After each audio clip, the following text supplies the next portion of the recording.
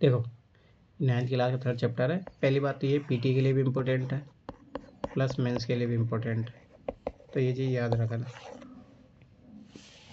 तो हर साल क्वेश्चन आता है, तो ये मत समझो कि इकोनॉमी में ही है, नहीं, ये GS1 में भी पूछा जाता है, GS2 में पूछा जाता है, GS3 में पूछा जा सकता है, ऐसे में भी पूछा जाता है, इथिक्स 4 में भी पूछा जा सकता है कि भाई एथिकल वैल्यूज कौन से कारण हैं जो गरीबी को प्रमोट करते हैं। तो ये सारी चीज़ें याद रखना, इज़ वेरी इंपॉर्टेंट चैप्टर, और ये पूछा ही जाता है, ये मान के चलो, घुमा फिरा के कहीं ना कहीं आपको इसका मिलेगा ही, तो इम्पोर्टेंट है ये। अवलोकन, इस अध्याय में क्या पढ़ोगे आप? इस अध्याय में निर्धनता के विषय में चर्चा की गई है, जो स्वतंत्र भारत के सम्मुख की सर्वाधिक कठिन चुनौती है। अब ये सभा सी बातें देखिए, निर्धनता क्यों इंपॉर्टेंट हो जाती है। निर्धनता से क्या होगा? व्यक्ति का स्वास्थ्य, उसको पोषण नहीं मिलेगा अच्छे से, ठीक है, उसको शिक्षा नहीं मिलेगी, उसको स्किल नहीं मिलेगी, तो फिर उसको होगा ही क्या जब पॉवर्टी रहेगी। तो पॉवर्टी बहुत बड़ा चैलेंज है भारत में, आज भी लगभग 21-22% पॉवर्टी है इंडिया में, तो ये इम्पोर्टेंट टॉपिक इसीलिए बन जाता है। उदाहरणों द्वारा इस बहुआयामी समस्या की चर्चा करने के पश्चात यह अध्याय सामाजिक विज्ञानों में निर्धनता के प्रति दृष्टिकोण को भी चर्चा करता है। भारत तथा विश्व में निर्धनता की प्रवृत्तियों को निर्धनता रेखा की अवधारणा के माध्यम से समझाया गया है। निर्धनता के कारणों एवं सरकार द्वारा की गई निर्धनता निवारण के उपायों की भी चर्चा की गई। निर्धनता की आधिकारिक अवधारणा को मानव निर्धनता तक विस्तृत करके अध्याय का समापन किया गया। तो इसका मतलब है नहीं। अब आगे बढ़ो। अपने दैनिक जीवन में हम अनेक ऐसे लोगों के संपर्क में आते हैं जिनके बारे में हम सोचते हैं कि वे निर्धन है। वे गाँवों के भूमिहीन श्रमिक भी हो सकते हैं। तो एक चीज़ आइडेंटिफाई करना, कौन कौन गरीब रहेगा। एक तो भूमिहीन श्रमिक मैंने बोला है, तो सबसे मेन प्रॉब्लम इंडिया में यही है। जब तक ये सॉल्व नहीं होगी तब तक ये हटेगी नहीं, गरीबी, अमीरी, सब असमानता, ये सारी चीज़ें। और शहरों की भीड़ भरी झुग्गियों में रहने वाले लोग भी हैं। विनिर्माण स्थलों के दैनिक वेतन भोग भी श्रमिक भी हो सकते हैं। तो ये चीज़ आइडेंटिफाई करते हैं, चलो कौन कौन है गरीब। और ढाबों में काम करने वाले बाल श्रमिक भी हो सकते हैं। वे चिथड़ों में बच्चे उठाए भिखारी भी हो सकते हैं। हम अपने चारों ओर निर्धनता देखते हैं। वास्तव में देश का हर चौथा व्यक्ति निर्धन है। सोचो, इसके अनुसार तो 25% गरीबी वो है। इसका अर्थ है कि वर्ष 2011 में भारत में मोटे तौर पर 270 मिलियन या 27 करोड़ लोग निर्धनता में जीते हैं। इसका यह भी अर्थ है कि विश्व में भारत में सबसे अधिक निर्धनों का केंद्र है। ये इस चुनौती को गंभीरता को दर्शाता। सोचो, सबसे ज़्यादा गरीब लोग भारत में पाए जाते हैं। तो फिर बोलते हैं भारत को महान राष्ट्र बनाएंगे। महान राष्ट्र धर्म के आधार पर नहीं बनता है। कितना आप लोगों को रोजगार दे रहे हो, पर इसकी बात तो कोई करता ही नहीं है ना। निर्धनता के दो विशिष्ट मामले अब देखो यहाँ पे अपन पढ़ेंगे, ठीक है। गरीबी भी कितने प्रकार की होती है। जैसे राम शरण की कहानी है, तो ये अपन पढ़ेंगे यहाँ पे। तो यहाँ पे देखो, पे थोड़ा ऑब्जर्व कर लो, इसके बच्चे क्या कर रहे हैं। देखो ये लड़की है, इन दोनों को संभालने में एक तो ज़्यादा दिक्कत क्या होती है, ज़्यादा बच्चे पैदा कर लेना। अब उनका भरण पोषण नहीं होगा, उनको एजुकेशन नहीं मिलेगी, मकान का किराया भी देना है, अदा करने के पश्चात गाँव के बूढ़े माता पिता के लिए कुछ पैसा नहीं बचता है, उनको भी कुछ भेजना होता है। अम्मा आप देर से आई हो, भैया बिना खाना खाए काम पर चले गए, ये चला गया। तो ये बाल मजदूरी को पैदा कर रहा है, ठीक है। महिलाओं की जो शिक्षा है उसको प्रभावित कर रहा है, ठीक है। जो पितृसत्तात्मकता उसको प्रमोट कर रहा है, बॉन्डेड जो लेबर है उसको प्रमोट कर रहा है। तो ये सारी समस्याएं है। शारीरिक निर्धनता, 33 वर्षीय रामचरण झारखंड में रांची के निकट गेहूं के आटे की एक मिल में दैनिक श्रमिक के रूप में काम करता है। जब उसी रोजगार मिलता है तो वह एक महीने में लगभग 1500 रुपये कमा लेता है। यह 6 सदस्यों के परिवार को चलाने के लिए पर्याप्त नहीं है। तो एक तो सबसे बड़ी समस्या कि परिवार बड़ा हो गया, उल्टा दूसरे इसका वेतन कम है, जिसमें उसकी पत्नी 6 माह से 12 वर्ष तक के आयु के 4 बच्चे शामिल हैं। उसे रामगढ़ के समीप गांव में रह रहे अपने बूढ़े माता पिता के लिए भी पैसा भेजना पड़ता है। उसके भूमिहीन श्रमिक, अब देखिए यहाँ पे तो दूसरी प्रॉब्लम कौन सी होगी, भूमिहीन श्रमिक। पिता अपने जीवन निर्वाह के लिए रामशरण हजीरा बाग में रह रहे उसके भाई पर निर्भर है। रामशरण शहर के बाहरी क्षेत्र में स्थित भीड़ भरी बस्ती में किराए पर एक कमरे के मकान में रहता है। यहाँ ईंटों और मिट्टी के कपड़ों से बनी एक काम चलाओ झोपड़ी है। उसकी पत्नी संता देवी कुछ घरों में अंशकालिक नौकरानी का काम करती है तथा 800 रुपये और कमा लेती है। वे दिन में 2 बार दाल और चावल का अलग भोजन जुटा लेते हैं। तो इससे क्या होगा, पोषण युक्त बीमारी होगी पोषण के अभाव में। पर यह उन सबके लिए भी कभी पर्याप्त नहीं होता है। उसका बड़ा बेटा परिवार की आय में वृद्धि के लिए चाय की एक दुकान में एक सहायक का काम करके 300 रुपये और कमा लेता है। सोचो, जो पॉवर्टी होती है वो किसको, बाल मजदूरी को भी बढ़ावा, बाल श्रम को भी बढ़ावा देती है। उसकी 10 साल की बेटी छोटे बच्चों की देखभाल करती है। कोई भी बच्चा स्कूल नहीं जाता है, उनमें से प्रत्येक के पास 2 जोड़े फटे पुराने कपड़े ही हैं। नए कपड़े तभी खरीद जाते हैं जब पुराने बिल्कुल पहनने योग्य नहीं रहते हैं। जूते पहनना विलासिता। सोचो, छोटे बच्चों में अलग पोषित रहते हैं, जब भी बीमार होते हैं तो उन्हें चिकित्सा की कोई सुविधा नहीं मिलती है। तो मैं बोल रहा था ना, एजुकेशन भी नहीं मिलेगा। अभी दूसरी जो कहानी है, क्या मैं कभी अपने परिवार के लिए नए कपड़े खरीद सकूँगा, तो लक्का सिंह की कहानी आएगी। अब इसकी कहानी क्या है, ग्रामीण निर्धनता। तो एक शहरी निर्धनता देखी अपन ने, और दूसरी देख रहे हैं ग्रामीण निर्धनता। लक्का सिंह उत्तर प्रदेश में मेरठ के पास एक गांव का रहने वाला है। उसके परिवार के पास कोई भूमि नहीं है, इसलिए वह बड़े किसानों के लिए छोटे मोटे काम करता है।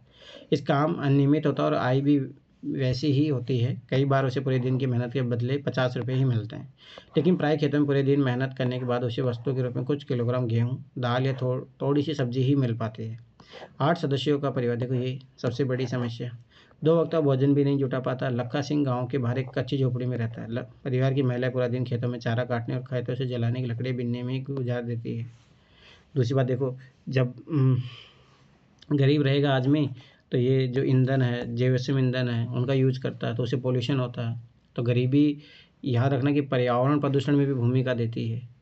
उसके पिता की जो तपेदिक के मरीज थे, चिकित्सा के अभाव में 2 वर्ष पूर्व मृत्यु हो गई थी। उसकी माँ अब उसकी बीमारी से ग्रस्त है, उसका जीवन भी धीरे धीरे क्षीण हो रहा है। और ये जो ट्रांसफॉर्मर जो बीमारी होती है एक दूसरे से जो होती है, उनमें भी भूमिका देती है गरीबी। यदि भी गांव में एक प्राथमिक विद्यालय, लखा वहाँ भी नहीं गया। उसे 10 वर्ष की उम्र से कमाना शुरू करना पड़ा। नए कपड़े खरीदना कुछ वर्षों में संभव हो पाया। यहाँ तक कि परिवार के लिए साबुन और तेल भी एक विलासिता। सोचो, जिनका अपने लिए तो बेसिक नीड होते हैं वो। निर्धनता के उपरोक्त मामलों का अध्ययन करें तो निर्धन संबंध निम्नलिखित मुद्दों पर चर्चा करें। देखो, कारण क्या होता है, भूमिहीनता, बेरोजगारी, परिवार का आकार, निरक्षरता, खराब स्वास्थ्य, कुपोषण, बाल श्रम और असहाय, जो अपन ने सारे पहचान लिए थे इसमें कि ये सारी चीज़ें समस्या है इसमें। ऊपर के दोनों विशिष्ट उदाहरण निर्धनता के अनेक आयामों को दर्शाते हैं। वे दर्शाते हैं कि निर्धनता का अर्थ भूखमरी और आश्रय का न होना है। भूखमरी मतलब बहुत ज़्यादा वाइड कॉन्सेप्ट है। निर्धनता यह एक ऐसी स्थिति है जब माता पिता अपने बच्चों को विद्यालय नहीं भेज पाते या कोई बीमार आदमी इलाज नहीं करवा पाता। निर्धनता का अर्थ स्वच्छ जल और सफाई सुविधाओं का अभाव भी है। इसका अर्थ नियमित रोजगार की कमी भी है तथा न्यूनतम शालीनता स्तर का अभाव भी है। अंततः इसका अर्थ है कि असहायता की भावना के साथ जीना। निर्धन लोग ऐसी स्थिति में रहते हैं जिसमें उनके साथ खेतों, कारखानों, सरकारी कार्यालयों, अस्पतालों, रेलवे स्टेशनों और लगभग सभी स्थानों पर दुर्व्यवहार होता है। ये सोचो, जो आर्टिकल 21 है उसके खिलाफ है। गरीब लोगों को कौन टिकने देता है, अरे दूर निकलो, बाहर साइड में जाओ। स्पष्ट कोई भी निर्धनता में जीना नहीं चाहता। अपने करोड़ों लोगों को दयनीय निर्धनता से बाहर निकालना स्वतंत्र भारत की सबसे बड़ी चुनौतियों में एक रही है। सोचो 1947 से आज भी नहीं निकाल पाए। महात्मा गांधी हमेशा इस पर बल दिया करते थे कि भारत सही अर्थों में तभी स्वतंत्र होगा जब यहाँ का सबसे निर्धन व्यक्ति भी मानवीय व्यवस्था से मुक्त होगा। ये लाइन आप डायरेक्ट ऐसे में, कहीं पे इंटरव्यू में, कहीं पे भी यूज कर सकते हैं। ये line is very very important for mains. ठीक है, याद रखना, गांधी हमेशा इस पर बल दिया करते थे कि भारत सही अर्थों में तभी स्वतंत्र होगा जब यहाँ का सबसे निर्धन व्यक्ति भी मानवीय व्यवस्था से मुक्त होगा, ना कि वो उसका कंगना रनावत की तरह नहीं तो कि भारत आज़ाद 2014 में हुआ है। सामाजिक वैज्ञानिक दृष्टि में निर्धनता, अब सोशोलॉजी जो होता है, समाजशास्त्र जो विद्वान होते हैं वो कैसे देखते हैं इसको, क्योंकि निर्धनता के अनेक पहलू हैं। सामाजिक वैज्ञानिक इसे अनेक सूचकों के माध्यम से देखते हैं। सामान्यतः प्रयोग किए गए जाने वाले सूचक वे हैं जो आय और उपभोग के स्तर से संबंधित है। लेकिन जब निर्धनता को निरक्षरता स्तर, कुपोषण के कारण, रोग प्रतिरोधी क्षमता की कमी, स्वास्थ्य सेवाओं की कमी, रोजगार के अवसरों की कमी, सुरक्षित पेयजल और स्वच्छता तक पहुँच की कमी आदि जैसे अन्य सामाजिक सूचकों के माध्यम से भी देखा जाता है। सामाजिक अपवर्जन सोशियली कैसे होता है, देखो ध्यान समझना। जैसे गरीब रहेगा, अब जैसे मान लो कि कुछ मेला हो रहा है, ठीक है, अब स्वाभाविक बात है उसके बाद जब पैसे नहीं रहेंगे तो वो यहाँ से ऑटोमेटिक दूर हो गया ना। अपवर्जन मतलब अब इसके लिए कोई भूमिका ही नहीं है यहाँ पे। या मान के चलो कि स्कूल है, वो स्कूल नहीं जा पा रहा, वहाँ पे भी दूर हो गया। ठीक है, तो ये बहुत इंपॉर्टेंट है सोशोलॉजी के लिए भी। सामाजिक अपवर्जन कहते हैं जहाँ से समाज से अलगाव हो जाता है उस व्यक्ति का, वो समाज की मेन स्ट्रीम में शामिल ही नहीं हो रहा, ना एजुकेशन ले पा रहा है, ना कोई हेल्थ का बेनिफिट ले पा रहा है वो, ठीक है, ना कोई अच्छे से खा पी रहा है, सामाजिक सांस्कृतिक जो कार्यक्रम होता है उसमें पार्टिसिपेट नहीं कर रहा है। और असुरक्षा पर आधारित निर्धनता का विश्लेषण अब बहुत सामान्य होता जा रहा है। सामाजिक अपवर्जन क्या होता है, is very very important for sociology optional.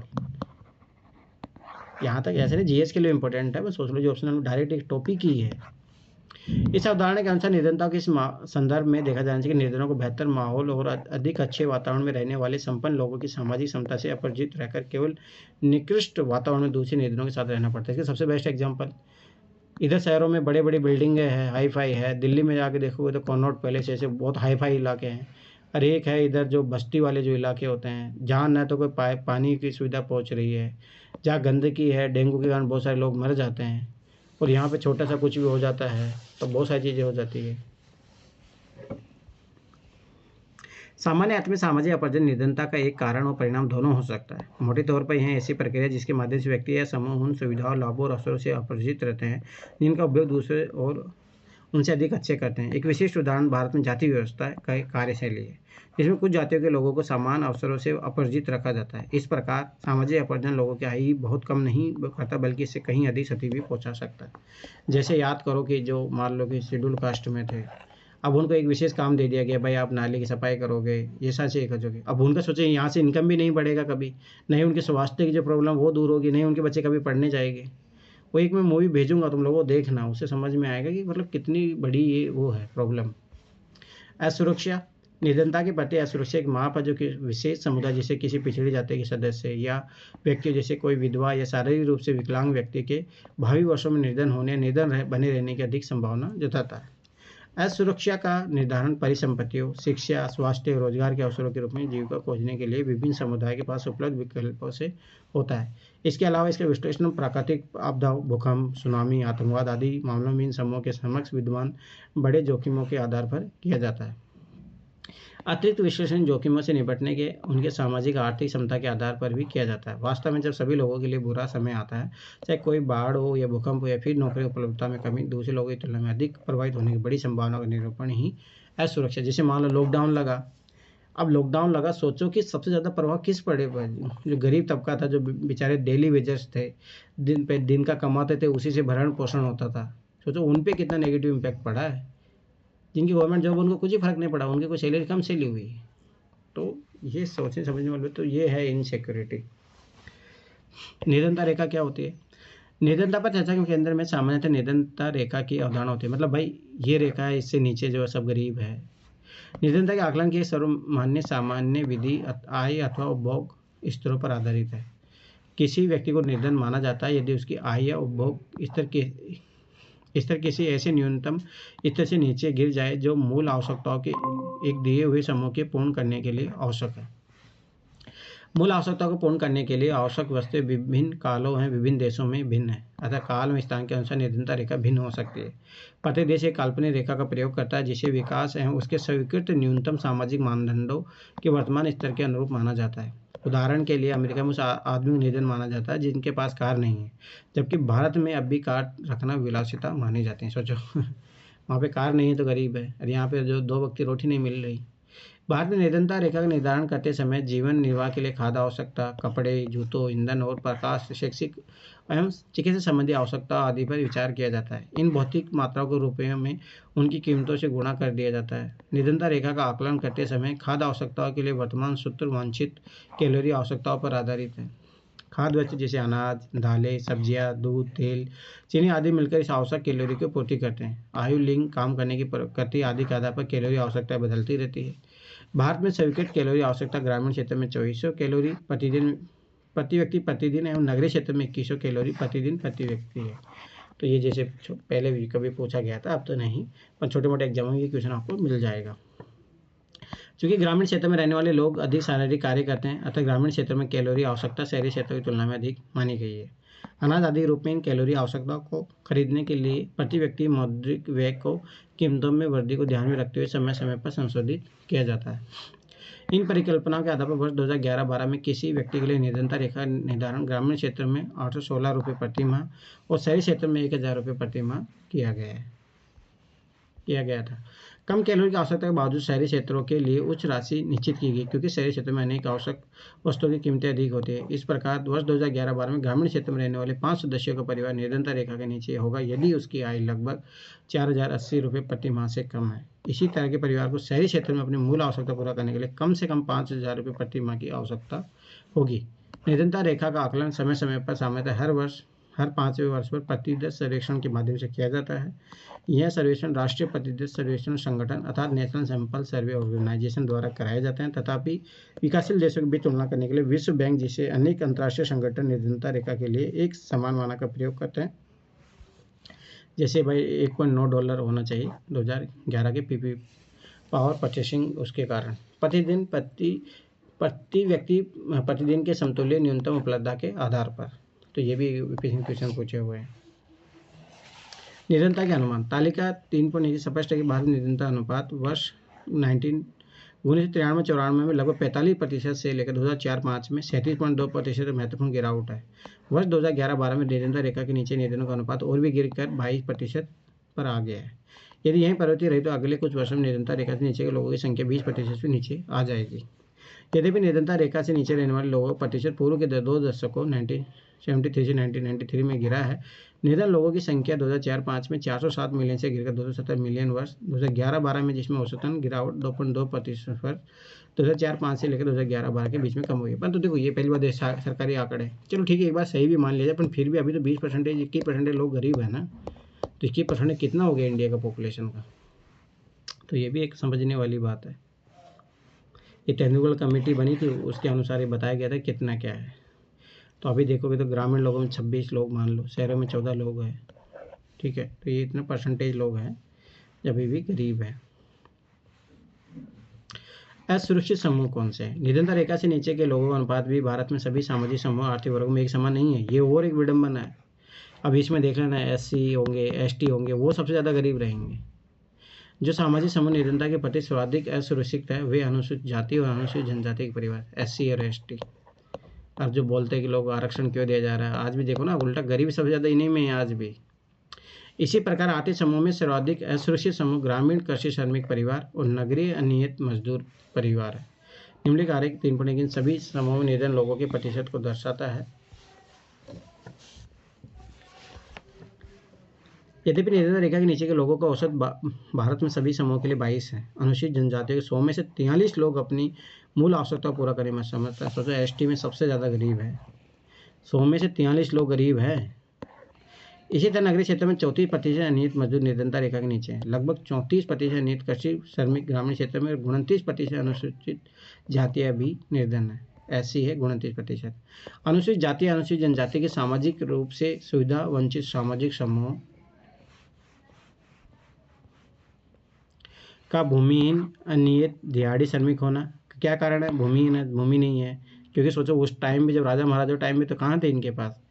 दोहरी असुविधा का समस्या गंभीरता को दिखाया गया। हाल ही के कुछ अध्ययन दर्शाया कि 1990 के दौरान अनुसूचित जनजाति परिवार को छोड़कर अन्य सभी 3 समूह अनुसूचित जाति ग्रामीण कृषि श्रमिक और अनियमित मजदूर में निर्धनता में कमी आई। मतलब ST में अभी भी गरीबी ज़्यादा है।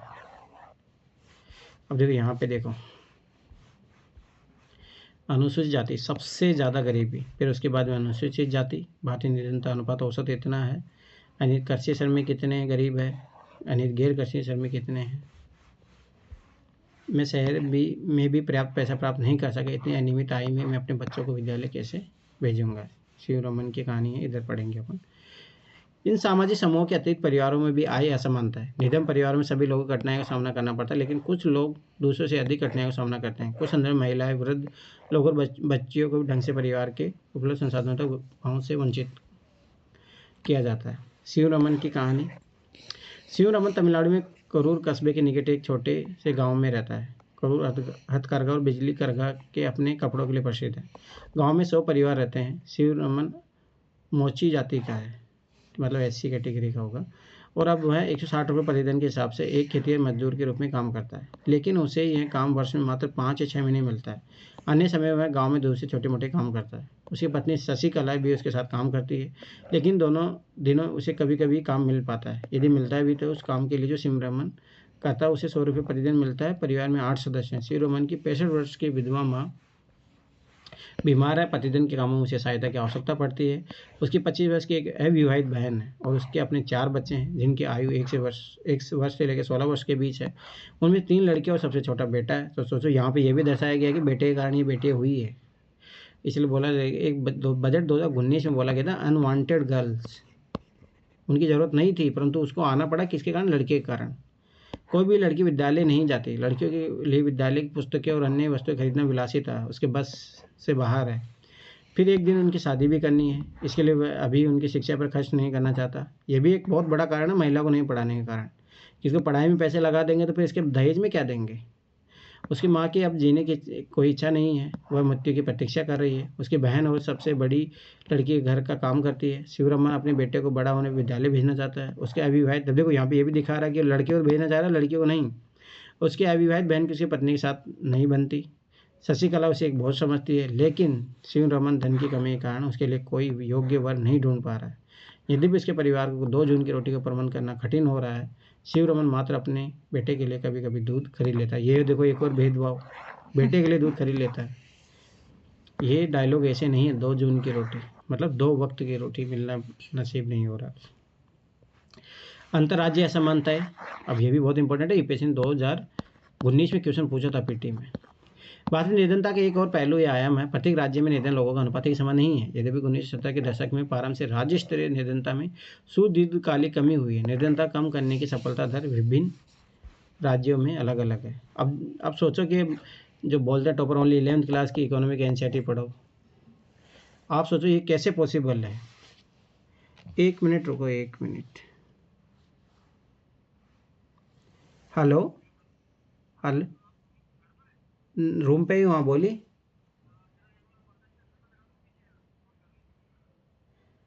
वो तो मैं कभी लगाया ना, अभी मैं क्लास ले रहा हूँ। मैं मेरे छोटे भाई को भेजता हूँ एक बार। हाँ, उनको मैं भेज देता हूँ, छोटे भाई को। ठीक ठीक ठीक ठीक ठीक। उसको बोल के आओ, युवराज को बोल के आओ, वो नीचे आंटी की जाके वहाँ पर गैस सिलेंडर लगा दे। बोलो सीरियस का आता ही होगा।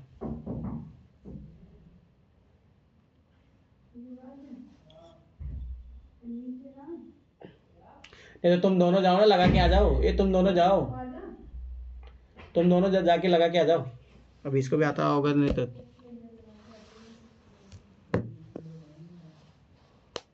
ये तुम दोनों जाओ।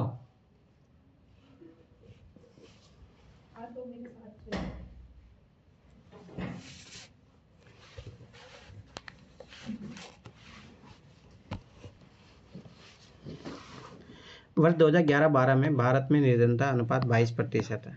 कुछ राज्य जैसे मध्य प्रदेश, असम, उत्तर प्रदेश, बिहार और उड़ीसा में निर्धनता अनुपात राष्ट्रीय अनुपात से ज़्यादा। अब देखो ये और एक विभिन्नता है। अब इसलिए देखो मध्य प्रदेश में ज़्यादा गरीबी है, छत्तीसगढ़ में जाओगे, उड़ीसा में जाओगे, वहाँ पे बहुत गरीबी है। बिहार में देखो, तो इसी इनको पॉवर्टी स्टेट भी बोला जाता है, गरीब राज्य बोला जाता है। तो ये बहुत बड़ी विडंबना है। एक तो देखो भारत में जाति आधारित जो है उसमें गरीबी का स्तर ज़्यादा है, फिर राज्यगत जो है गरीबी उसमें ज़्यादा है। देखो मोस्टली देखो एसटी में क्यों ज़्यादा है, मध्य प्रदेश में एसटी है पूरी पॉपुलेशन, और आप इधर उड़ीसा में चले जाओ, वहाँ पे भी एसटी है पॉपुलेशन ज़्यादा। तो वहाँ पे जब राज्य में बहुत ही ज़्यादा गरीबी है, तो स्वाभाविक सी बात है कि वो जो वहाँ पे जो लोग रह रहे हैं वहाँ पे भी ज़्यादा गरीबी होगी। बिहार और उड़ीसा क्रमशः 33.7 और 32.7% निर्धनता औसत के साथ 2 सर्वाधिक निर्धन राज्य बने हुए हैं। सोचो बिहार और उड़ीसा। और सबसे बड़ी बात यह है, उड़ीसा में तो सबसे ज़्यादा खनिज पदार्थ पाए जाते हैं, उसके बावजूद गरीबी है। बिहार में भी नदी संपदा सब कुछ है, ज़मीन है, उसके बावजूद भी यहाँ पे गरीबी ज़्यादा है। उड़ीसा, मध्य प्रदेश, बिहार और उत्तर प्रदेश में ग्रामीण निर्धनता के साथ साथ नगरीय निर्धनता भी अधिक है। इसकी तुलना में केरल, अब देखो ये जो विकसित राज्य बोल सकते हो, जहाँ पे नहीं है, महाराष्ट्र, आंध्र प्रदेश, तमिलनाडु, गुजरात और पश्चिम बंगाल में निर्धनता में उल्लेखनीय गिरावट आई है, क्योंकि यहाँ पे जो औद्योगिक विकास हुआ है वो अच्छे से हुआ है, रोजगार के क्षेत्र यहाँ पे बढ़े हैं, एजुकेशन बढ़ा है, हेल्थ सेक्टर की ग्रोथ अच्छी हुई है। पंजाब और हरियाणा जैसे राज्य उच्च कृषि वृद्धि दर से निर्धनता कम करने में पारंपरिक रूप से सफल रहे हैं। केरल ने मानव, अब देखो किस कारणों से गरीबी कम हुई है। पंजाब और हरियाणा में एग्रीकल्चर जो ग्रोथ है उसके कारण हुई है। केरल ने मानव संसाधन विकास पर अधिक ध्यान दिया, मतलब यहाँ पे उन्होंने एजुकेशन दिया है, हेल्थ पे अच्छे से काम किया है केरल ने, इस कारण वहाँ पे जो है गरीबी कम हुआ है। पश्चिमी बंगाली भूमि सुधार उपाय से निर्धनता कम करने में सहायता मिली है। केरल और पश्चिम बंगाली है, जो मैं बोला था ना कि भूमि सुधार होना बहुत जरूरी है। केरल और पश्चिम बंगाली जिन्होंने लैंड रिफॉर्म को अच्छे से लागू किया था, और उसी का परिणाम है कि बंगाल में गरीबी कम करने में सहायता मिली है। आंध्र प्रदेश और तमिलनाडु में अनाज के सार्वजनिक वितरण इसमें सुधार का कारण हो सकता है। यहाँ पे इन्होंने क्या किया, पीडीएस दे दिया, तो उनका खाने का जो है वो खर्चा बच गया। अब जो मान लो कमा रहे हैं तो उसको थोड़ा पढ़ाई में, इन चीज़ों में भी लगा रहे हैं, तो इस कारण भी गरीबी कम हुई है। वैश्विक निर्धनता परिदृश्य, विभिन्न देशों में अत्यंत आर्थिक निर्धनता। विश्व बैंक की परिभाषा के अनुसार प्रतिदिन $1.9 से कम पर जीवन निर्वाह करने में रहने वाले लोगों का अनुपात 1990 के 36% से गिरकर 2015 में 10% हो गया है।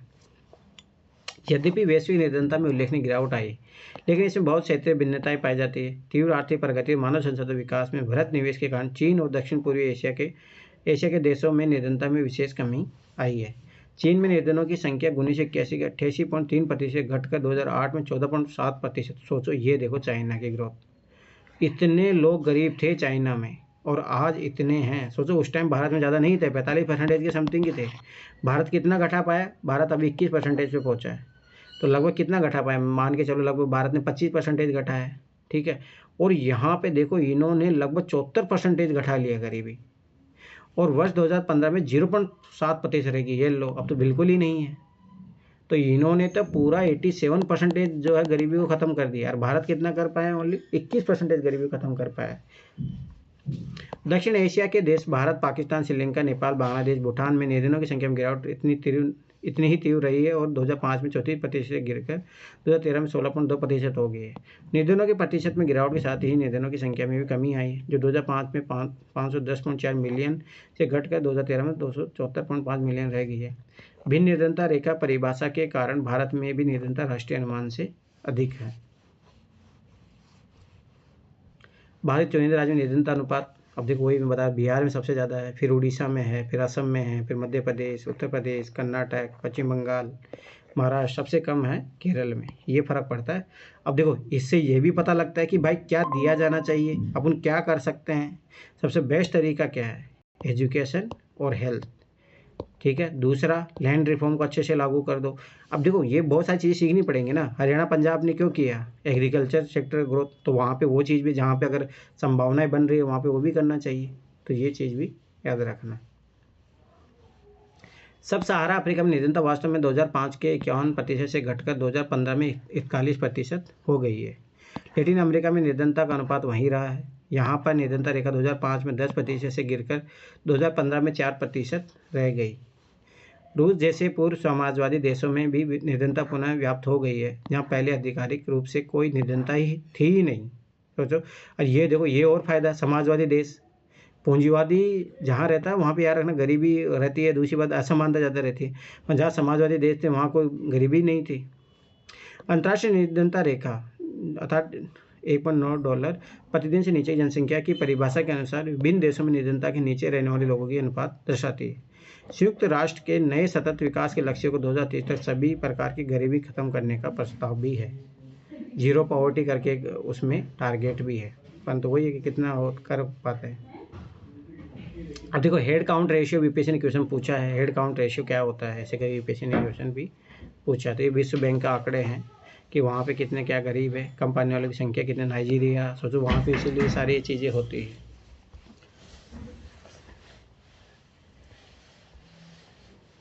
विश्व बैंक के आंकड़े के अनुसार तो देखो, चीन ने सबसे ज़्यादा गरीबी, इसने बिल्कुल ही ख़त्म ही कर दिया। भारत कहाँ पे है अभी? पूरे एशिया, प्रशांत एशिया। अब यहाँ पे देखो सबसे ज़्यादा गरीबी है सब सहारा प्रदेश में, अफ्रीका में, इसीलिए वहाँ पे बहुत ख़राब हालात है। लैटिन अमेरिका, कैरिबियन, यहाँ पे देखो बहुत कम गरीबी है। दक्षिण एशिया, यहाँ पे फिर भी गरीबी है ही अभी। भारत, पाकिस्तान, इनमें देखोगे तो इतना। निर्धनों की संख्या कैसी है? इसमें भारत की नहीं दी क्या? मतलब वो क्षेत्र वाइज दिया है ना।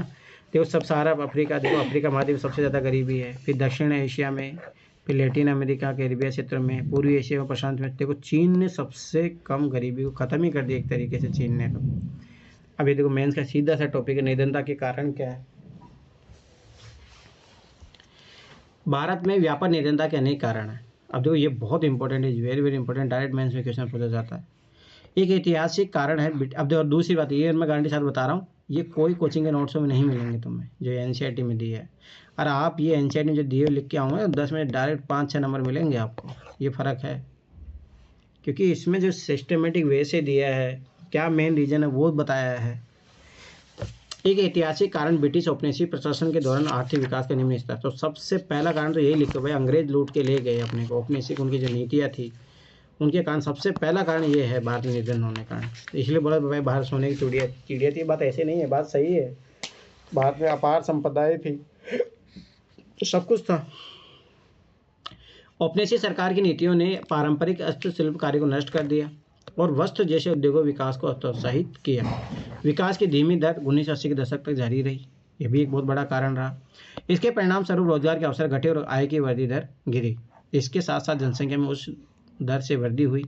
इन दोनों ने प्रति व्यक्ति आय की संवर्धित दर को बहुत कम कर दिया। आर्थिक प्रगति को बढ़ावा और जनसंख्या नियंत्रण दोनों मोर्चों पर असफलता का निरंतरता का चक्कर बना रहा। Is very very important. फिर दूसरा कारण क्या है? सिंचाई और हरित क्रांति के प्रसार से कृषि क्षेत्र में रोजगार के अनेक अवसर सृजित हुए, लेकिन इनका प्रभाव भारत के कुछ भागों तक सीमित हुआ। कहाँ? पंजाब और हरियाणा, और कहीं पे अच्छे से लागू ही नहीं किया गया इसको।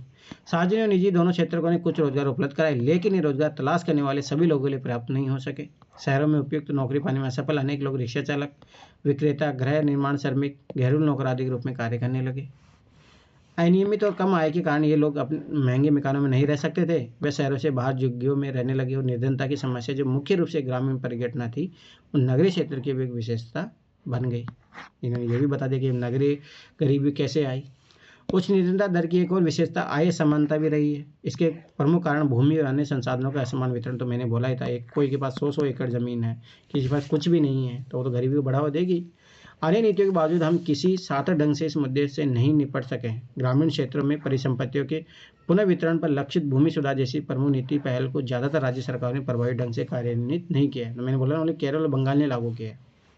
क्योंकि भारत में भूमि संसाधनों की कमी निर्धनता के प्रमुख कारण रही है। इस नीति का उचित कार्यान्वयन करोड़ों ग्रामीण निर्धनों का जीवन सुधार सकता था। मैं आज बोला, देखो आज कोई भी इस बारे में बात नहीं करता है। इसे पता लगता है कि गरीबी खत्म ही नहीं करना चाहते। आज कोई देखा है कोई लैंड एक्विजिशन बिल आ रहा हो, ऐसा कुछ आ रहा हो कि संपत्ति पर रोक लगी? ऐसा कुछ भी नहीं है। अनेक अन्य सामाजिक, सांस्कृतिक और आर्थिक कारक भी निर्धनता के लिए उत्तरदायी है। ये इज वेरी वेरी इंपॉर्टेंट। आर्थिक निर्धन सहित भारत में लोग सामाजिक दायित्व, धार्मिक अनुष्ठानों के आयोजन में बहुत पैसा खर्च करते हैं। कौन से? सबसे पहले आ जाओ, मृत्यु भोज आ गया, दहेज देना वाली प्रथा हो गई, ये फलाना खाता, ये खाता, वो खाता, ठीक है। तो ये सारी चीज़ें हैं, रिचुअल्स हो गए, बहुत सारी चीज़ें। छोटे किसानों को बीज, उर्वरक, कीटनाशकों जैसे कृषि आगतों की खरीदारी के लिए धनराशि की जरूरत होती है। क्योंकि निर्धन कठिनाई से कोई बचत कर पाते हैं तो इनके लिए कर्ज लेते हैं। ये भी एक बहुत बड़ी समस्या है। निर्धनता के चलते पुनः भुगतान करने में असमर्थता के कारण ऋणग्रस्त हो जाते हैं। अतः अत्यधिक ऋणग्रस्त निर्धनता का कारण और परिणाम दोनों है। अब इसके उपाय क्या हो सकते हैं? Is very very important. भाई सॉल्यूशन भी तो चाहिए ना। अब ब्यूरोक्रेट का कम सॉल्यूशन देना ही होता है। तो आप जो इधर प्रॉब्लम देख रहे हैं वही करेंगे। निर्धनता उन्मूलन भारतीय विकास रणनीति के प्रमुख उद्देश्य रहा है। सरकार की वर्तमान निर्धनता निरोधी रणनीति मोटे तौर पर 2 कारकों पर है। आर्थिक समृद्धि प्रोत्साहन, और मैंने कल या कहीं पे कहीं सुन रहा था, या जो भी है कहीं मैंने पढ़ा था, हाँ मैंने यहाँ ऐसे की क्लास देख रहा था वहाँ पे, कि जहाँ पे है ना इकोनॉमिक ग्रोथ को ज़्यादा प्राथमिकता दी जाती है ना, वहाँ पे उस देशों में एक वर्ग को ही लाभ होता है एक कुछ समय काल के लिए। जैसे अभी अडानी देखो, उसका ग्रोथ बढ़ ही रहा है, पर एक जो तबका है वो गरीब होता जाएगा, या मान लो कि उनकी जो इनकम इतनी ग्रोथ नहीं होगी। तो ये एक अच्छी रणनीति भी नहीं है, पर इसका लॉन्ग टाइम इफेक्ट पड़ता है, परंतु ये भी है। तो ये प्रोसेस ही गलत है। लक्षित निर्धनता निरोधी कार्यक्रमों पर निर्भर, जैसे मान लो कि उनको अनाज दे दो, ये सारी चीज़ें। 1980 के दशक के आरंभ तक समाप्त हुई 30 वर्ष की अवधि के दौरान प्रति व्यक्ति आय में कोई वृद्धि नहीं हुई और निर्धनता में अधिक कमी नहीं आई। 1950 के दशक के आरंभ में आधिकारिक निर्धनता अनुमान 45% का था और 1980 के दशक के आरंभ में वही बना। सोचो, आज़ादी के 30 सालों बाद में कोई गरीबी में कमी नहीं आई। 1980 के दशक से भारत की आर्थिक समृद्धि दर विश्व में सबसे अधिक रही। समृद्धि दर 1970 के दशक के करीब 3.5% के औसत से बढ़कर 1980 और 1990 के दशक में 6% के करीब पहुंच गई। विकास के उच्च दर ने निर्धनता को कम करने में एक महत्वपूर्ण भूमिका निभाई। इसलिए स्पष्ट होता जा रहा है कि आर्थिक समृद्धि और निर्धनता उन्मूलन के बीच एक घनिष्ठ संबंध है। आर्थिक समृद्धि अवसरों को व्यापक बना देती है और मानव विकास में निवेश के लिए आवश्यक संसाधन उपलब्ध कराती है। यह शिक्षा में निवेश से अधिक आर्थिक प्रतिफल पाने की आशा में लोगों को अपने बच्चों की लड़कियों सहित स्कूल भेजने के लिए प्रोत्साहित करती है। परंतु देखना, आगे जाके चीज़ें कमी होगी। जैसे गवर्नमेंट सेक्टर जैसे कमी होती जा रही है और प्राइवेट सेक्टर भाई ऐसे नहीं है, तो ये बहुत बड़ा कारण होगा आगे जाके कि एजुकेशन ये चीज़ें घटेगी। तथापि यह संभव है कि आर्थिक विकास से सृजित अवसरों से निर्धन लोग प्रत्यक्ष लाभ नहीं उठा सकें। इसके अतिरिक्त कृषि क्षेत्र में समृद्धि अपेक्षा बहुत कम रही। निर्धनता पर इसका प्रत्यक्ष प्रभाव पड़ा क्योंकि निर्धन लोगों का एक बड़ा भाग गांव में रहता है और कृषि पर आश्रित है। इन परिस्थितियों में लक्षित निर्धनता रोधी कार्यक्रमों की स्पष्ट आवश्यकता है। यद्यपि ऐसी अनेक योजनाएं जिनका प्रत्यक्ष या परोक्ष रूप से निर्धनता कम करने के लिए बनाया गया है, उनमें से कुछ का उल्लेख यहाँ करना आवश्यक है। जैसे महात्मा गांधी राष्ट्रीय ग्रामीण रोजगार अधिनियम 2005 मनरेगा का उद्देश्य क्या है? ग्रामीण क्षेत्र में आजीविका सुनिश्चित करने के लिए हर घर के लिए मजदूरी रोजगार कम से कम 100 दिनों के लिए उपलब्ध कराना। ये यूपीएससी क्वेश्चन भी पूछा, यूपीएससी पीटी 2015-16 में जाके देखना, 14-15 में है। इसका उद्देश्य सतत विकास में मदद करना ताकि सूखा, वन कटाई, मिट्टी के कटाव जैसी समस्या से बचा जा सके। इस प्रावधान के तहत 1/3 रोजगार महिलाओं के लिए सुरक्षित किया गया है। इस स्कीम के अंतर्गत 4.78 करोड़ परिवारों को 220 करोड़ प्रति व्यक्ति रोजगार उपलब्ध कराया गया है। इस योजना के अंतर्गत अनुसूचित जाति, अनुसूचित जनजाति में महिलाओं को हिस्सा क्रमशः 23%, 17%, 53% है। औसतन रोजगार वर्ष 2006-07 में 65 रुपये से बढ़कर 132 रुपये वर्ष 2013-14 में कर दिया गया। अब तो और ज़्यादा हो गया है। हाल ही मार्च 2018 में विभिन्न राज्यों में अकुशल मैनुअल श्रमिकों के लिए मजदूरी दर संशोधित कर दी गई। इन राज्यों एवं संघ शासित प्रदेशों में मजदूरी दर का सीमा 281 प्रतिदिन हरियाणा के श्रमिकों के लिए और 168 प्रतिदिन बिहार और झारखंड के श्रमिकों के लिए तय की गई है। केंद्र सरकार राष्ट्रीय रोजगार गारंटी कोष भी स्थापित करेगी। इसी तरह राज्य सरकारें भी योजना के कार्यान्वयन के लिए राज्य रोजगार गारंटी कोष की स्थापना करेगी।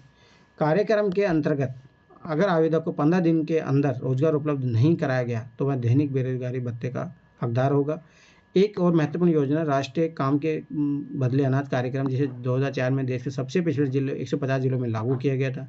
यह कार्यक्रम उन सभी ग्रामीण निर्धनों के लिए है जिन्हें मजदूरी पर रोजगार की आवश्यकता है और जो अकुशल शारीरिक कम करने के इच्छुक है। इसका कार्यान्वयन 100% केंद्रीय वित्त पोषित कार्यक्रमों के रूप में किया गया है और राज्यों को खाद्यान्न निःशुल्क उपलब्ध कराए जा रहे हैं। एक बार NREGA लागू हो जाए तो काम के बदले अनाज का राष्ट्रीय कार्यक्रम भी इस कार्यक्रम के अंतर्गत आ जाएगा, जो आ चुका है अभी। प्रधानमंत्री रोजगार योजना की अन्य योजना जिसे 1993 में आरंभ किया गया। अब देखो ये योजना पुरानी हो गई, अभी नई योजना लिखना चाहिए। इस कार्यक्रम का उद्देश्य ग्रामीण क्षेत्रों और छोटे शहरों में शिक्षित बेरोजगार युवाओं के लिए स्वरोजगार के अवसर सृजित करना है। उन्हें लघु व्यवसाय और उद्योग स्थापित करने में सहायता दी जाती है। ग्रामीण रोजगार सृजन कार्यक्रम का आरंभ 1995 में किया गया। इसका उद्देश्य ग्रामीण क्षेत्रों और छोटे शहरों में स्वरोजगार के अवसर सृजित करना है। 10वीं पंचवर्षीय योजना में इस कार्यक्रम के अंतर्गत 25 लाख नए रोजगार के अवसर सृजित करने का लक्ष्य रखा गया। स्वर्ण जयंती ग्राम स्वरोजगार योजना का आरंभ 1999 में किया गया। 1 मिनट रुकना। हेलो, हाँ लगा दी। हाँ अभी आवाज आ रही है, अभी आवाज आ रही है सर। आवाज आ रही है? अभी आवाज आ रही है, इससे पहले आवाज वो रुक गई थी सर। हाँ, हो सकता है तुम्हारी तरफ से दिक्कत आई हो। ठीक है, सेकंड के लिए ही रुका था, फिर मैंने। ठीक है। इस कार्यक्रम का उद्देश्य सहायता प्राप्त निर्धन परिवारों के स्व सहायता समूह में संगठित कर बैंक ऋण और सरकारी सहायकी के संयोजन द्वारा निर्धनता रेखा से ऊपर लाना। देखो यहाँ पे सेल्फ हेल्प ग्रुप, उसका इंपॉर्टेंस बताया गया है और ये अपने मेंस का सिलेबस का टॉपिक भी है।